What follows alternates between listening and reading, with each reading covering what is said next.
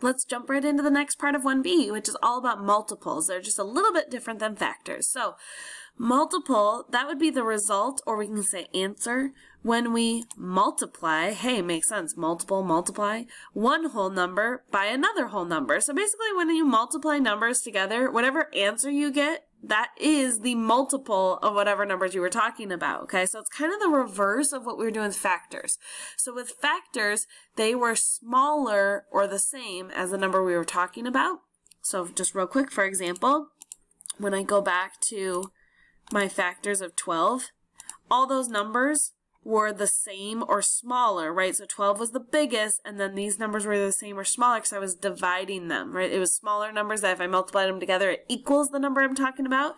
Whereas in this case with multiples, now we are taking the number we're talking about and multiplying it by something to get a bigger number. So multiples get bigger because when we multiply, they get bigger, okay? Whereas factors was more like dividing, and so it was thinking smaller, okay? So that's a big difference. So when we say the multiples of 5, so the thing about multiples is there is an infinite amount of multiples because you can take a number and always multiply it by the next biggest number.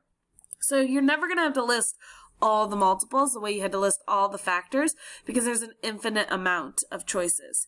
So we're just going to start with the first 5 just to get you started. So when I'm talking about multiples of 5, I'm going to start off real simple. 1 times 5 gives you 5. Okay, so that's going to be the first one. The next one, we'll just do 5 times 2, right? So you say I'm just going through the line. So 5 times 2 would give me 10. Keep on going, right? So 5 times 3, 15. 5 times 4 is 20. 5 times 5 is 25. So essentially we're just counting by 5s, right? So 5, 10, 15, 20, 25. And I could go on and on and on. That's why I put the dots here, because all of these are just taking 5 times the next number, and that becomes the multiple. So 5, 10, 15, 20, 25, and so on are all multiples of 5. Okay? Let's try one more example. So let's talk about the multiples of 9. Okay? Start off again, just at the very beginning. Take 9 and multiply it by 1. You end up with 9. So now I'm going to try 9 times 2. So just go to that next one. 9 times 2 would be 18.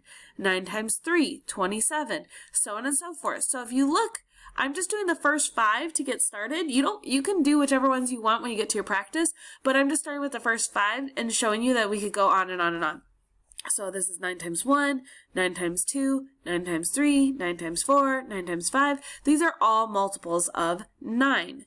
Okay, so essentially you're just counting by that number. It's real simple. So you go ahead and try the practice. You got 3 numbers here, kind of similar to the last practice, and you're listing 5 multiples of the following numbers. Now it could be the first 5. If you want to just give 5 random ones, I don't care, but you just need to make sure that they are multiples. If you're having trouble with it, go off of my example and just start with 2 times 1 and then list 2 times 2, 2 times 3, but give the answer on there. If you want to write out what you're multiplying by, that can help you. If not, that's okay. So essentially you're counting by whatever number you're talking about here. So go ahead and write at least 5 multiples of the numbers you're being asked to list for, and then get a teacher signature, and you're ready to move on. You can do it.